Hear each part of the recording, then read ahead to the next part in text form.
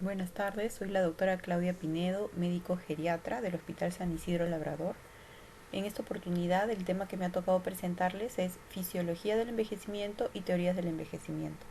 Vamos a empezar con fisiología del envejecimiento, vamos a tocar sistema por sistema, viendo las características, particularidades que se dan en cada uno de ellos. Recordar que como definición, envejecimiento es el conjunto de modificaciones morfológicas y fisiológicas que tienen lugar paulatina y gradualmente como consecuencia de la acción del tiempo sobre los seres vivos, y es el resultado de respuestas que se llevan a cabo a todos los niveles, molecular, celular y orgánico. Bueno, el inicio de la vejez no tiene un punto de partida evidente. Lo que sí está claro es que el envejecimiento comienza en el momento que cesa el desarrollo. Bueno, a nivel de las diferentes partes de lo que es el sistema digestivo, a nivel del esófago lo que se ve es un aumento del músculo esquelético y una disminución del plexo mientérico. Esto, traducido en la funcionalidad, llevaría a una reducción de las contracciones secundarias. El estómago no tendría grandes cambios morfológicos y mantendría su capacidad en acidificación y motilidad, ¿no? Las alteraciones que se dan en la acidificación a nivel del estómago en el adulto mayor están mucho más asociadas al uso de medicamentos, sobre todo, por ejemplo, el uso de omeprazol, que muchas veces se utiliza de manera no justificada. En el caso del intestino delgado habrá moderada atrofia vellositaria y esto tiene un efecto sobre la absorción de micronutrientes, que lo vamos a ver más adelante específicamente esa parte, eh, sin un efecto fisiológico sobre macronutrientes.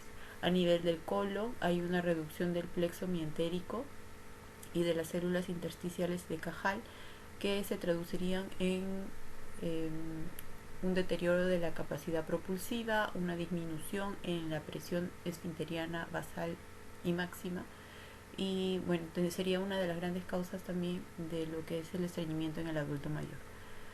Eh, Sobre todo esta disminución del esfínter basal a nivel del recto, ¿verdad? En el caso del páncreas los cambios no son tan marcados, no se altera la función exocrina. El hígado sí, vemos que la masa hepática disminuye así como su flujo, y por eso es que disminuyen funciones como el metabolismo de muchos medicamentos, la síntesis de productos como la vitamina K, y algunas pruebas hepáticas y albúmina estarían sin cambios presentes a pesar de estos cambios en la disminución de la masa y del flujo. La vesícula biliar no tendría tampoco cambios y la barrera epitelial sí estaría afectada por la inmunosenescencia, y eso también lo vamos a ver. Sí. Entonces los principales cambios funcionales, ya un poco lo hemos adelantado anteriormente, sería el enlentecimiento del tránsito intestinal, que creo que es algo muy frecuente, pero no solamente está asociado a estas alteraciones a nivel fisiológicas, ¿no? Sino a una menor ingesta de líquidos, porque el reflejo de la sed está disminuido en el adulto mayor, a una disminución de la actividad física. El estreñimiento en sí son, además de las alteraciones fisiológicas, son la falta de líquido y la falta de actividad física la que lo afectan, ¿no? Entonces la causa sería multifactorial.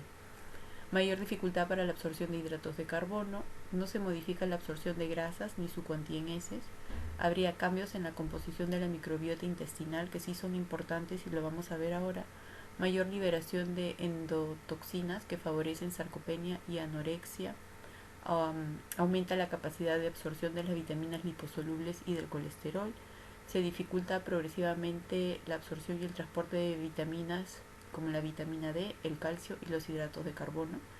No se modifica la capacidad de absorción de vitaminas hidrosolubles como la B y la K. Hay un deterioro progresivo del componente digestivo del sistema inmunitario, modificaciones funcionales de las hormonas gastrointestinales y mayor facilidad para las infecciones locales. En lo que estábamos hablando en el tema de la microbiota y el microbioma, vamos primero a definirlos para poder entender cómo es que se alteran estas durante el envejecimiento. La microbiota es la población microbiana que habita en una región corporal, en este caso la microbiota del intestino, mientras que el microbioma alude al conjunto de genes codificados de estos microorganismos, es decir, el genoma bacteriano, que condicionan en buena parte los cambios de la microbiota en el curso del envejecimiento. Entonces la microbiota es la población microbiana y el microbioma es el genoma bacteriano que va a condicionar los cambios en la microbiota. Muy bien, entonces lo que decíamos, ¿no? ¿Qué es una microbiota sana? Es aquella o aquellos microorganismos que van a favorecer la resistencia a infecciones, inflamación, enfermedades autoinmunes y tumorales, mejora la transmisión de señales endocrinas y a través del eje cerebro-intestino mejora igualmente la función neurológica. Todo ello mediante la secreción de factores que modulan la permeabilidad intestinal, la función de las células epiteliales, la inmunidad innata y adaptativa, la movilidad intestinal y la neurotransmisión. Por eso su importancia. Bueno, entonces ya entendiendo qué es la microbiota y el microbioma, vamos a poder entender cuáles son los principales cambios que se dan a nivel de la microbiota y el microbioma intestinal durante el envejecimiento. Lo que se ha visto es que aumenta la variabilidad interindividual, a diferencia de los más jóvenes, en donde la, la microbiota intestinal o gérmenes intestinales son más o menos los mismos. Bueno, acá va a variar de persona a persona con mucha más frecuencia. Disminuye la diversidad entre los gérmenes que componen la microbiota. Va a haber va a haber menor diversidad de gérmenes y seguramente esto se va a traducir también en algunos cambios en lo que es el poder combatir infecciones o la posibilidad de neoplasias o enfermedades inmunes. Disminuye el número y la variedad de especies de bacteroides y las bifidobacterias. Disminuye su capacidad amilolítica. Aumenta el número de anaerobios, clostridium, fusobacterias y eubacterias. Aumenta la actividad proteolítica. Y lo que sí está claro es que todos estos cambios no se van a dar solo por el envejecimiento, sino también habrán factores externos que generen cambios sobre la microbiota intestinal. Dentro de ellos, la dieta, que varía mucho durante el envejecimiento por enfermedades, por alteraciones dentales, por preferencias, etcétera. Los fármacos, que también están asociados a enfermedades, sobre todo enfermedades crónicas. La mayoría de adultos mayores va a tomar 1, 2, 3 fármacos. La polifarmacia es muy frecuente. Las enfermedades mismas que van a generar cambios y estilos de vida en lo que es actividad física, ingesta de alimentos, preferencias, etcétera, etcétera. Entonces todos estos factores externos también alterarán la microbiota intestinal.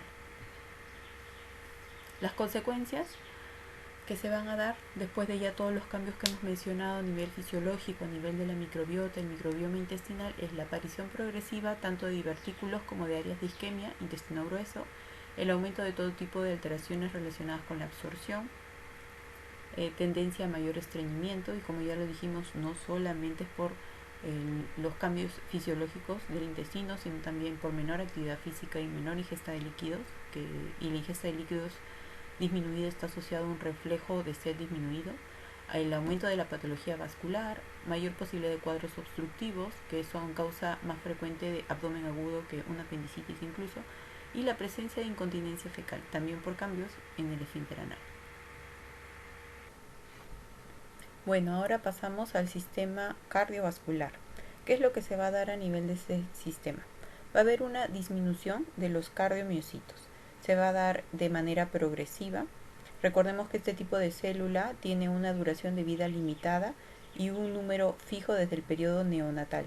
Lo que se ve es que se va a dar por un proceso de necrosis y apoptosis, cerca de una pérdida del 40% de estas células con el paso de los años. Este tejido va a ser sustituido, o estos cardiomiocitos perdidos van a ser sustituidos por tejido conjuntivo, y de manera reactiva lo que se ve es un aumento del tamaño de los miocitos.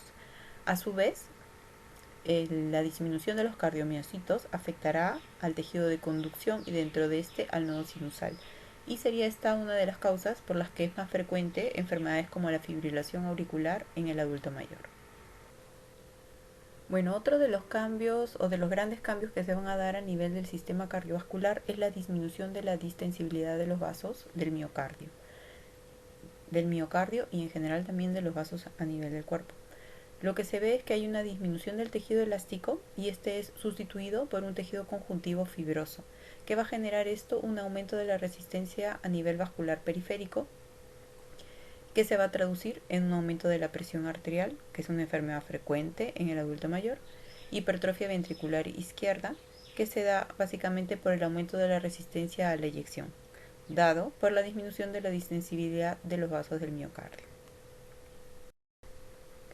Muy bien, entonces los principales cambios morfológicos cardíacos durante el envejecimiento, y algunos lo hemos mencionado en las diapositivas anteriores: el aumento del grosor de la pared del ventrículo, dado por la hipertrofia ventricular, dado por un aumento de la fuerza de eyección que se tiene que dar para vencer la resistencia vascular periférica. Los miocitos, ya dijimos, o células cardíacas, disminuyen en número por un proceso de apoptosis y necrosis. Es una célula de número limitado y de manera reactiva aumenta en su tamaño, se va a dar la hipertrofia del miocito. Aparecen calcificaciones en la válvula mitral y aórtica con mayor frecuencia. Además, en la mitral y en menor medida en la tricuspidia hay degeneración mixoide. Este es un punto importante. La patología valvular es mucho más frecuente en el adulto mayor. Aparecen áreas de fibrosis, aumenta la cantidad de colágeno intersticial y se modifican sus características, que esto es lo que genera el aumento de la resistencia vascular periférica, y también los cambios a nivel de las células sinusales y del nodo sinusal. También lo vimos en la diapositiva anterior. Hay una presencia creciente de depósitos de tejido amiloide. Se produce pérdida de receptores adrenérgicos. Las coronarias se hacen más rígidas y estrechas por la pérdida de tejido elástico. Va a haber depósito de calcio, fosfolípido y esteres de colesterol en la íntima. Tienen lugar cambio en las disposiciones de las células endoteliales y se producen modificaciones en la capa. Además de lo que hemos mencionado, todos estos cambios morfológicos se van a traducir en cambios funcionales. En el envejecimiento, que se va a ver el aumento de la presión arterial sistólica por toda esta disminución de la distensibilidad del vaso, y la poscarga también aumenta. Tiene lugar un acortamiento de la diástole a expensas de reducción de la fase de llenado rápido. Existe peor llenado ventricular y peor perfusión coronaria. La aurícula tiene una mayor participación en el llenado ventricular. Se produce una incapacidad progresiva para alcanzar frecuencias cardíacas máximas muy altas con el ejercicio, porque hay una disminución de la respuesta al estímulo beta adrenérgico. Entonces, a diferencia de cuando uno es más joven, que la respuesta de la frecuencia cardíaca es rápida cuando uno empieza a hacer ejercicio, actividad, acá la respuesta es mucho más lenta, ¿no?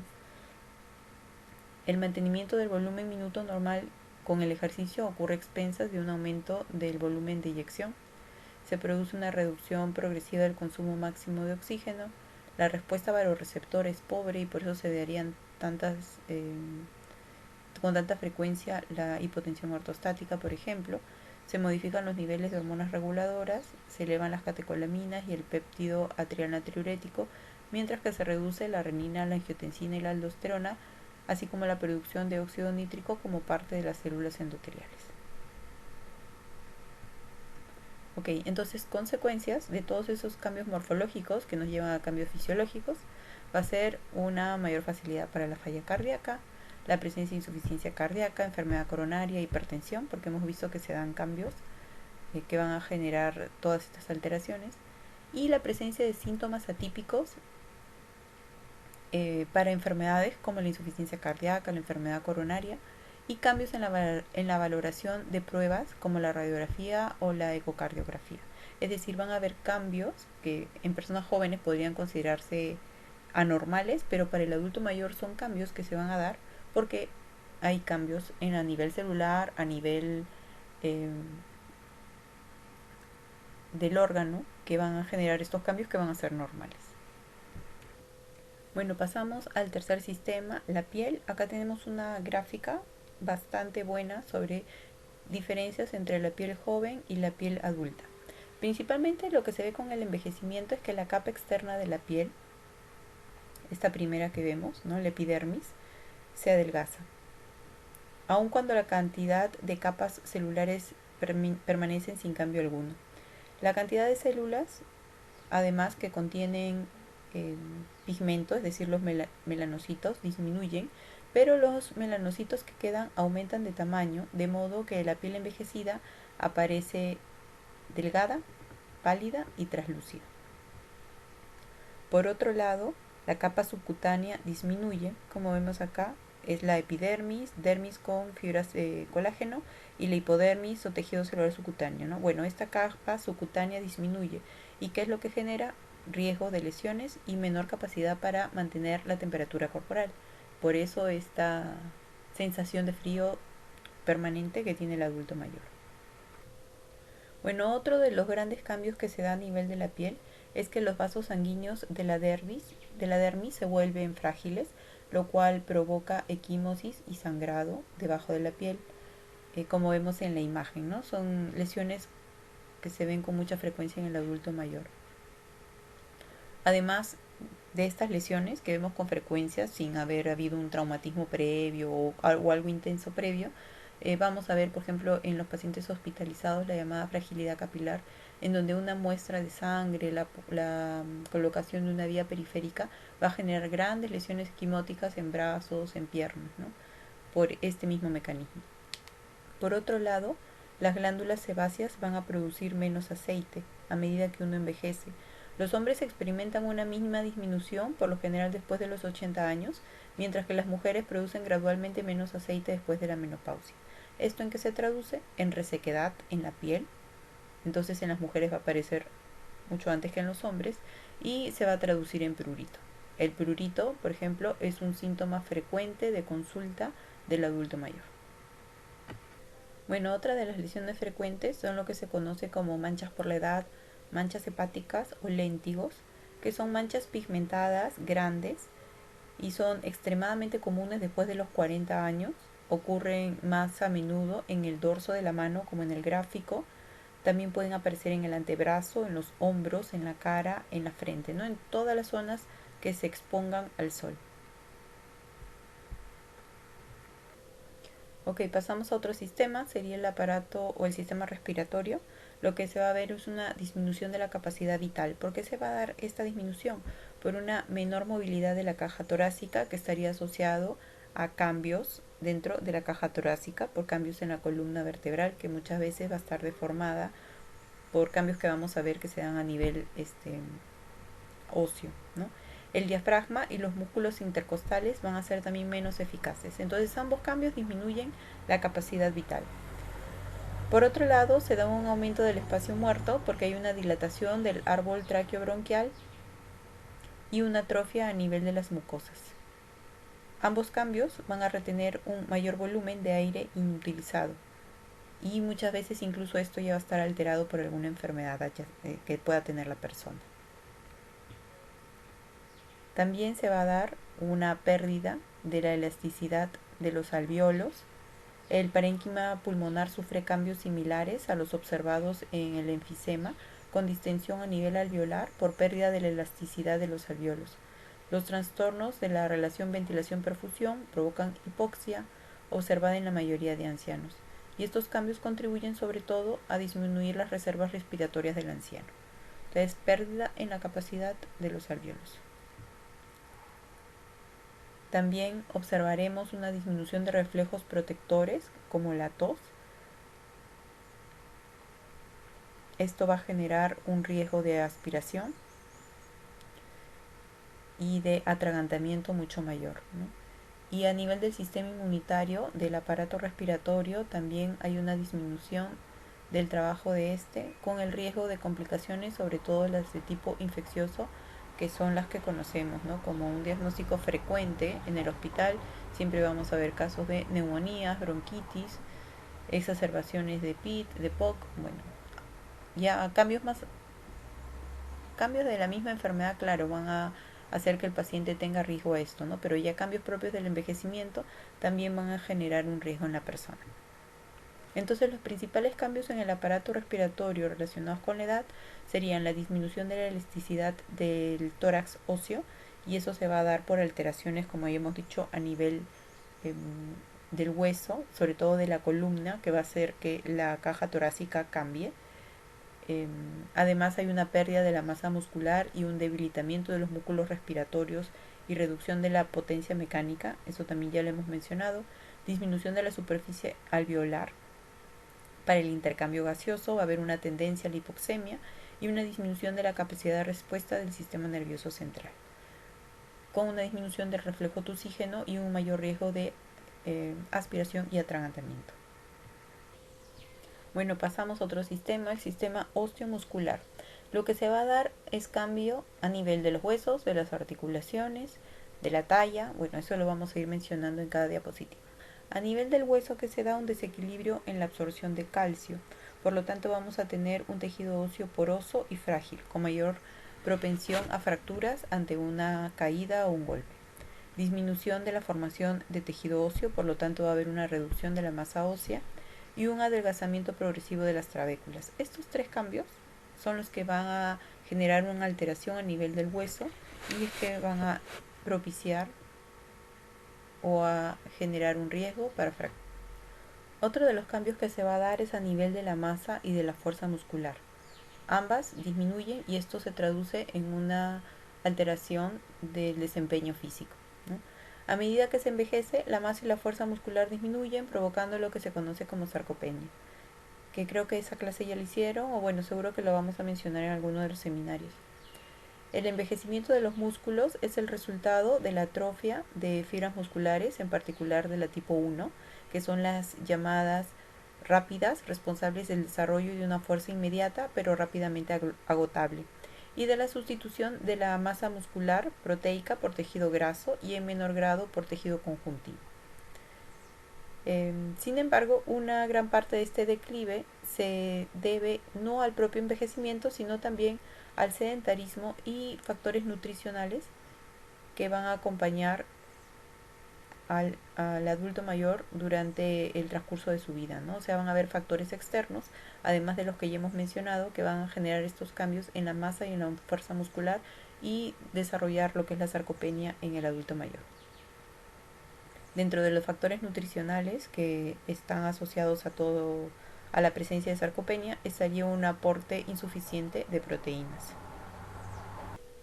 Bueno, a nivel de las articulaciones se va a dar una reducción de su superficie, los ligamentos se calcifican y se osifican, el cartílago se adelgaza y van a haber alteraciones de las propiedades mecánicas.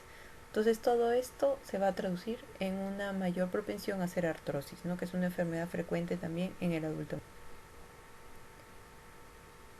También van a haber cambios a nivel de los huesos en el rostro, ¿no? Aumenta la reabsorción ósea de la mandíbula y de los maxilares, y esto que genera una modificación de la fisonomía y va a conllevar a la pérdida de dientes. O sea, es una de las tantas causas que van a generar la pérdida de la dentadura, por eso los pacientes sedéntulos también se ven con mayor frecuencia en adultos mayores, ¿no? Pero no es la única, ¿no? Van a haber algunas otras alteraciones o estilos de vida que también va a generar la presencia de la pérdida de los dientes en este grupo. La reducción de la talla, que es algo muy frecuente. ¿Qué es lo que va a pasar con esto? Bueno, la reducción de la talla también es un fenómeno atribuible al envejecimiento. Se trata en realidad de un acortamiento de la columna vertebral, sobre todo a nivel dorso-lumbar, más o menos entre 1 a 2 centímetros por década a partir de los 50 años. Esto generado por adelgazamiento de las vértebras dorsolumbares por osteoporosis. Es más marcado en mujeres, como ya les dije, pues puede comenzar a partir más o menos de los 50 años. Este acortamiento de la columna origina un efecto de desproporción, ya que los brazos y las piernas no cambian de longitud y provocan una desviación de la parte superior del tórax y una acentuación de la curvatura natural, cifosis de la columna. Y esto lo podemos ver en este grafiquito de acá de la derecha, ¿no? Entonces los brazos y las piernas se mantienen con la misma longitud, sin embargo el tronco cambia, disminuye, se pronuncia la cifosis y esto genera una desproporción, el efecto de desproporción. ¿Qué es lo que va a generar este efecto de desproporción? Va a ser más difícil mantener el equilibrio. El anciano va a tener que inclinarse hacia adelante, doblando las rodillas, con el fin de mantener su centro de gravedad. Y esto pues va a generar un mayor riesgo de caídas, una alteración de la marcha. Ok, ahora el sistema renal. Bueno, Del sistema renal, creo que esta diapositiva resume bastante bien lo más importante. Ya sabemos que hay un descenso del 10% de la masa renal cada 10 años a partir de la cuarta década de vida, con un adelgazamiento cortical y disminución del número de nefronas funcionantes. Esto, a nivel funcional, se traduce en un descenso de la tasa de filtración glomerular y de la reserva a partir de la cuarta década. Entonces, como conclusión de esta primera línea, la función renal declina a partir de la cuarta década de la vida a una media de 0.7 a 1 mililitro por minuto por metro cuadrado por año. Pero ojo, a pesar de este descenso del filtrado glomerular, la creatinina suele permanecer comparable a la de las personas jóvenes debido a la disminución de la masa muscular del cual es reflejo. Entonces es importante tener esto en cuenta porque va a ser necesario utilizar algunas fórmulas para poder determinar un aproximado de la tasa de filtración glomerular de cada persona y no basarnos solamente en el valor de creatinina, ¿no? Que no va a ser el reflejo adecuado por esta disminución de la masa muscular. Además, como otro cambio estructural, hay un engrosamiento de la membrana basal glomerular, eh, glomerulosclerosis segmentaria y focal, hipertrofia glomerular que va a producir un incremento de proteinuria y albuminuria. Hay una atrofia tubular y fibrosis intersticial que va a llevar a una mayor retención urinaria, y alinosis y engrosamiento arteriolar que producen un descenso del flujo plasmático renal y un aumento de la tortuosidad en arterias arcuatas e interlobares que genera un aumento de la resistencia vascular. Muy bien, ahora sistema nervioso central. Bueno, va a haber una pérdida de las células nerviosas del encéfalo. Esta pérdida puede alcanzar un porcentaje entre 10 a 60% en áreas como el hipocampo y puede variar en otras áreas dentro de la corteza, por ejemplo un 55% en la circunvalación temporal y entre un 10 y 35% en la punta del lóbulo temporal. Así, entre los 20 y los 90 años se produce una disminución del peso del encéfalo entre un 5 y 10%. Y ello va a producir una atrofia cerebral y por lo tanto un aumento de 3 a 4 veces del área de los ventrículos cerebrales en relación al encéfalo. Entonces, en el gráfico de arriba vemos en el lado izquierdo un encéfalo de una persona joven y en el lado derecho uno de un adulto mayor. Vemos cómo se disminuye la masa y cómo los surcos, ¿no?, se acentúan con un aumento de los ventrículos de 3 a 4 veces, como dice la literatura. También se observa una reducción del 20 a 30% de las células de Purkinje del cerebelo y de las astas anteriores de la médula. Desde el punto de vista histológico, lo que vamos a ver es que se produce un mayor depósito de pigmento, lipofucsina, en el área nerviosa y amiloide en los vasos sanguíneos. Las placas y los ovillos neurofibrilares propios de la enfermedad de Alzheimer pueden verse en menor número en ancianos sanos, al igual que los cuerpos de Lewy propios de la enfermedad de Parkinson. Entonces, ambos, ¿no?, el amiloide, los cuerpos de Lewy, los ovillos neurofibrilares, a pesar que son característicos de otras enfermedades como Parkinson o Alzheimer, van a estar también presentes en el cerebro de un adulto. Otra de las características que se va a ver durante el envejecimiento es atrofia y muerte celular. Y la consecuencia principal de los fenómenos de atrofia y muerte celular son las alteraciones en los neurotransmisores, en los circuitos neuronales y en las funciones cerebrales controladas.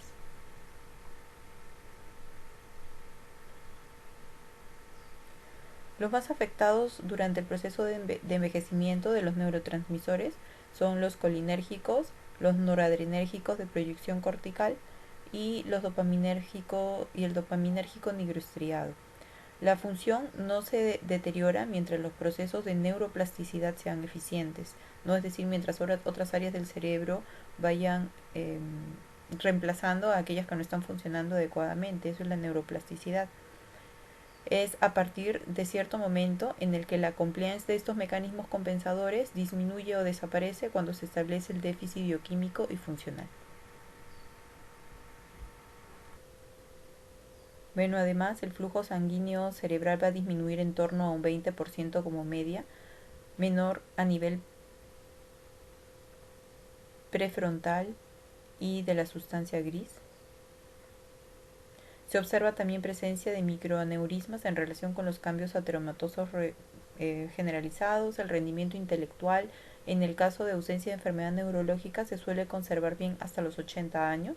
Lo que se observa es un enlentecimiento del proceso intelectual y por lo tanto una reducción en la habilidad para el procesamiento y la manipulación de nueva información. Eso sí se va a ver. La capacidad o las capacidades verbales se conservan aproximadamente hasta los 70 años y a partir de entonces algunos ancianos sanos pueden presentar una disminución progresiva del vocabulario, errores semánticos y prosodia anormal.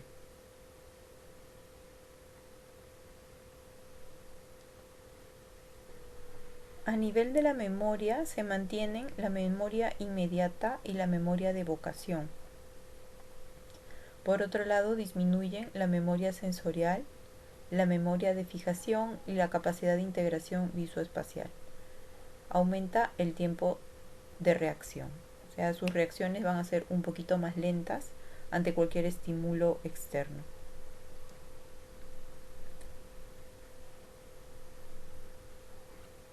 Ok, a nivel de la vista, ¿qué va a suceder? Disminuye la agudeza visual y la amplitud del campo visual con la edad, así como las células de la conjuntiva que producen mucina. También se va a ver en la conjuntiva metaplasia e hiperplasia y una acumulación de líquido en el espacio de unión entre el esclero y la córnea. Aparece lo que es el arco senil, que es el dibujo que podemos ver en la parte inferior. ¿Por qué se este arco senil? Por depósitos de sales de calcio y colesterol. Las pupilas se suelen volver mióticas y con más lentitud a la fotoestimulación, produciéndose agrandamiento del cristalino con pérdida de la acomodación a los enfoques de objetos cercanos. Por esto esta necesidad de alejar las cosas para leerlas, y seguramente ustedes se habrán dado cuenta que para poder lograr leer, ver algo mejor, alejan las cosas y disminuye la cantidad y la calidad de secreción lagrimal.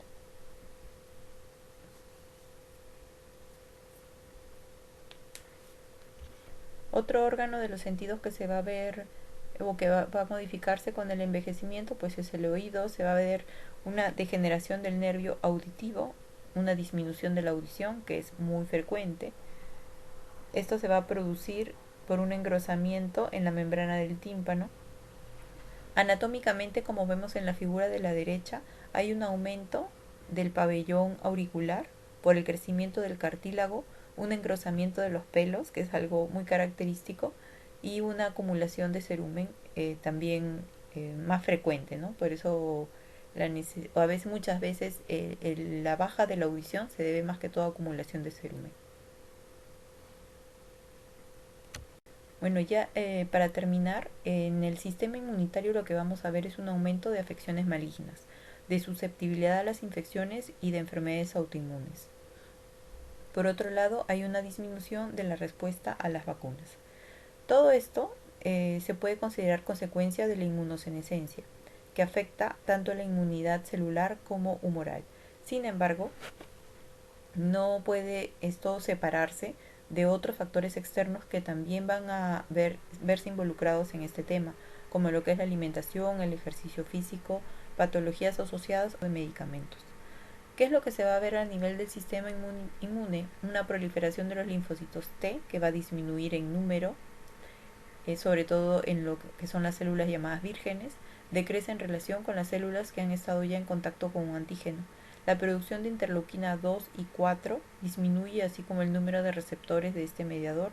Hay un aumento de la interleuquina 6. Todos estos hechos podían contribuir al deterioro progresivo de la respuesta inmunitaria al contacto con nuevos antígenos. Sin embargo, las vacunas siguen siendo eficaces en el anciano con buena salud, a pesar de las concentraciones de anticuerpo disminuidas que se puedan ver después de la aplicación de la vacuna en comparación a las personas jóvenes. Bueno, ahora vamos a pasar a la segunda parte de la clase, que son las teorías del envejecimiento. Esta parte realmente es muy interesante porque nos va a permitir entender cómo es el proceso. Realmente no hay una sola respuesta, son varias teorías las que vamos a presentar. No es que una sola intervenga, pero hay unas más completas que otras, pues, ¿no? Entonces, primero hay que entender que el envejecimiento es un proceso universal. En mayor o menor medida se dará en todos los individuos de una especie, por eso se considera universal. Es un proceso intrínseco. Las causas que lo provocan tienen que ser de origen endógeno, sin depender de factores externos o ambientales. es progresivo, irreversible y heterogéneo. Progresivo porque se va a dar de manera paulatina a lo largo de la vida, irreversible porque no se puede retroceder, y heterogéneo, cada persona va a envejecer de diferente manera. Y por último, otra característica es que es deleterio o letal. En un determinado fenómeno solo se considera proceso del envejecimiento si es dañino. ¿Cómo y por qué envejecemos con la edad? Esta pregunta, demasiado compleja, involucra varias teorías, que las vamos a ver una por una. Vamos a dividir estas teorías en dos grupos: las teorías no estocásticas y las teorías estocásticas. Las teorías no estocásticas definen que el envejecimiento está predeterminado, es decir, genéticamente uno nace ya con una información que te va a llevar a envejecer en el tiempo. Mientras que las teorías estocásticas nos definen que el envejecimiento se da por cambios que son aleatorios y que se acumulan a lo largo del tiempo. Por lo tanto, en la primera, digamos que todos deberíamos de envejecer igual, si es que fuese así, mientras que en la segunda, como son cambios aleatorios, explicaría por qué diferentes especies, y en este caso el humano, incluso diferentes personas, envejecen de diferente. Ok, dentro de entonces las no estocásticas ya dijimos la genética, la edad está genéticamente determinada y los individuos tienen un reloj interno que programan su longevidad. Eso es lo que definiría la teoría no estocástica. Ejemplo, por ejemplo, ellos ponen como ejemplo el síndrome de Down, ¿no? O trisomía 21. En el síndrome de Down hay un envejecimiento precoz de muchos tejidos, en particular cerebral y cardiovascular, y la duración media de su vida está muy acortada, ¿no? Aproximadamente, a pesar de que con el tiempo estas personas viven más tiempo, antes fallecían a muy corta edad, ahora pueden llegar hasta, yo he visto pacientes de 60, 65 años con síndrome de Down, pero lo cierto es que su envejecimiento es mucho más precoz y entonces estaría definido por esta trisomía 21. Otro ejemplo que dan es la progeria, que son mutaciones del gen de la lámina A o de los genes implicados en su maduración. Son enfermedades que podrían justificar esta teoría, ¿no? La no estocástica. Los síndromes de Werner o de Cockayne, que son afecciones por anomalías de los genes de reparación del ADN. Entonces estos cambios, estas mutaciones o estas alteraciones en un gen en particular definirían el envejecimiento de estas personas con estas enfermedades. Son ejemplos, pero claro, sería un poquito más complejo para hablar de un envejecimiento en toda la población. El origen genético resulta complejo y multifactorial y por el momento no ha sido posible identificar un gen directamente ligado o implicado en el envejecimiento fisiológico del ser humano. Los ejemplos anteriores eran genes puntuales, ¿no? Pero no, como les digo, se dan en procesos patológicos. En todo caso, para hablar de envejecimiento no se ha podido hasta ahora identificar un solo gen que explique todos los cambios que se dan. Bueno, entonces tenemos las teorías estocásticas, que son un poco más completas, son varias, pero la más aceptada hasta ahora es la teoría de los radicales libres. Igual se piensa que es la más completa, pero podría verse influenciada, o también hay respuestas que se pueden encontrar en las otras teorías. Bueno, en primer lugar tenemos la teoría del error catastrófico, que se da por la acumulación de errores en la síntesis de proteínas. Sin embargo, esta teoría no es compatible con una duración de vida previsible de una especie y un envejecimiento bastante similar en todos los individuos de una población determinada. Esto sugeriría que habrían alteraciones genéticas más programadas.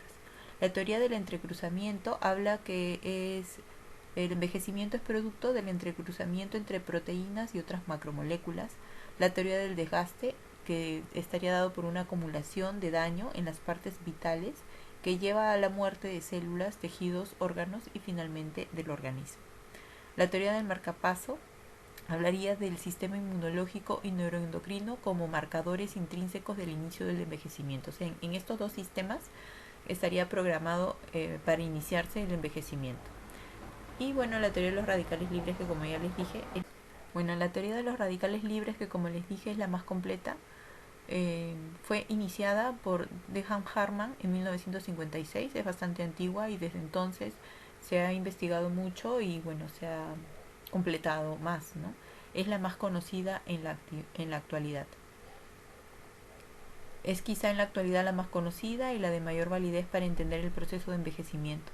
En ella se afirma que el envejecimiento es el resultado de la inadecuada protección contra el daño que ocasiona a cada uno de los tejidos los radicales libres y el estrés oxidativo a lo largo de la vida.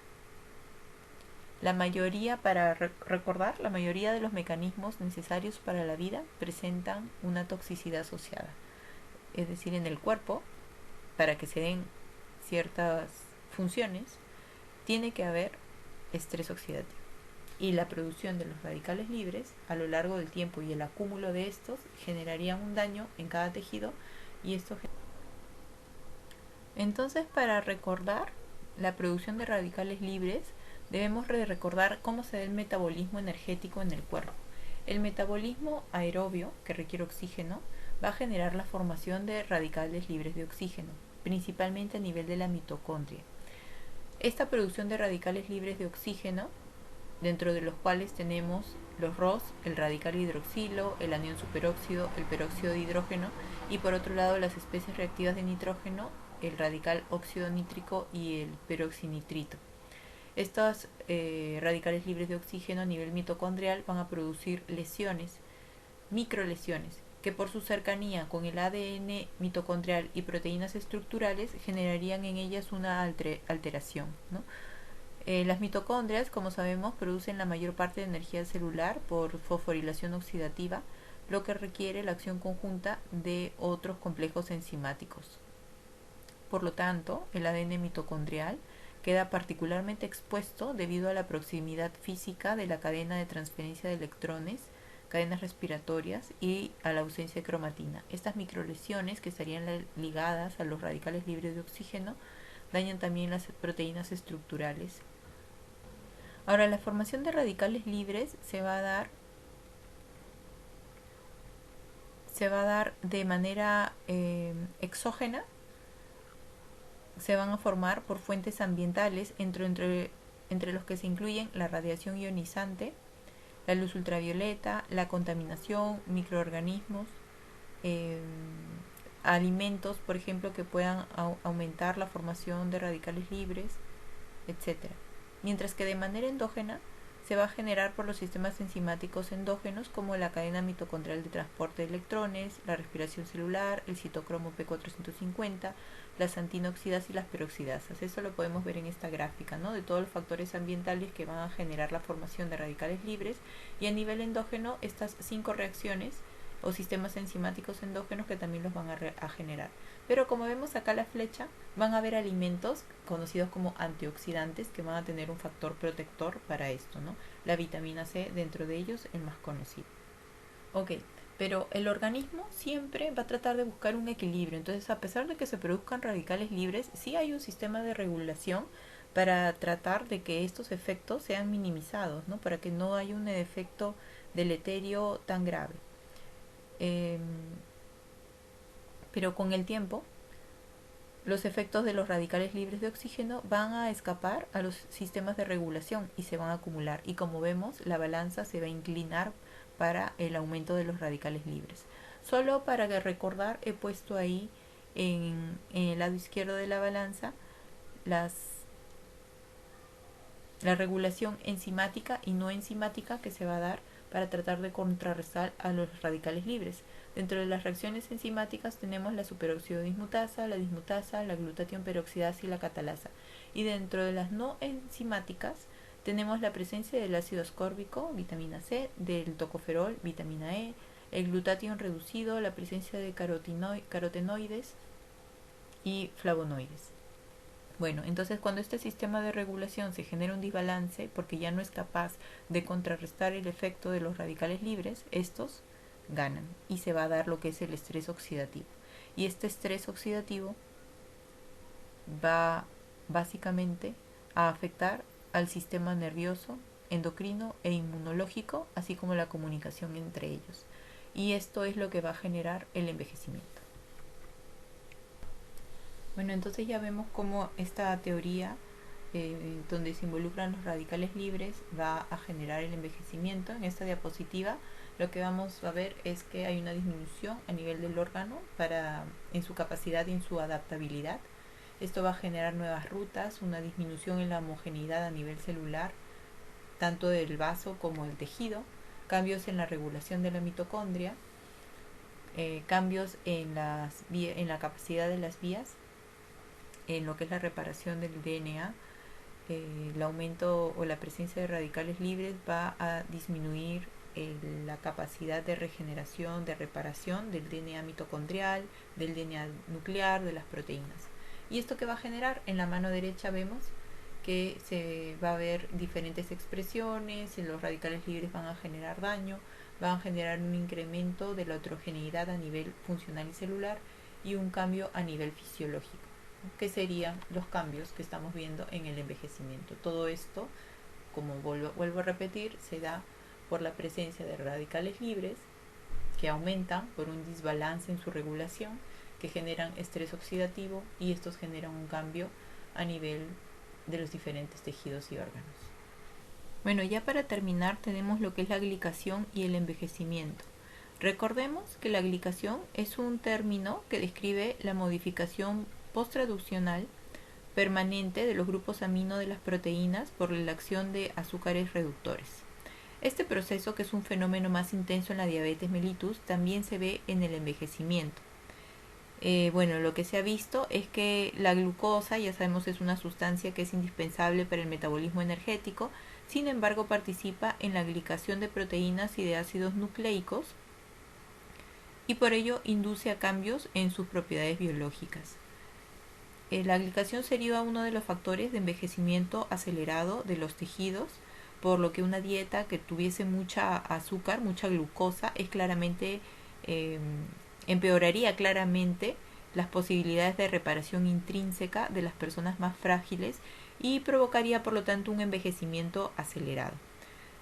Lo que son los productos terminales de la glicación, provenientes de la glicación, son peligrosos para el organismo y se acumulan con la edad, muy especialmente en la diabetes, pero también durante el envejecimiento. Entonces estos productos terminales de la glicación van a participar de esta forma en el desarrollo de varias enfermedades. Acá las he puesto: aterosclerosis, insuficiencia renal, retinopatía diabética, catarata. Entonces estos productos se van a añadir a receptores que van a generar ciertos cambios a nivel celular y van a producir factor de necrosis tumoral alfa, interleuquina 6, BCAM1, que va a generar daño, ¿no? Entonces, propiciaría un envejecimiento acelerado. Bueno, con eso ya acabaríamos la clase de hoy día. Lo que es fisiología del envejecimiento y teorías del envejecimiento nos daría las bases necesarias para poder entender todos los procesos que se van a dar.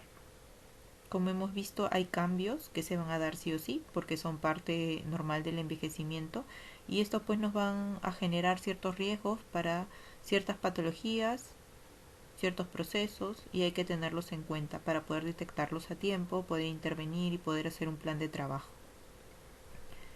Eso sería todo por hoy. Cuídense mucho, hasta luego.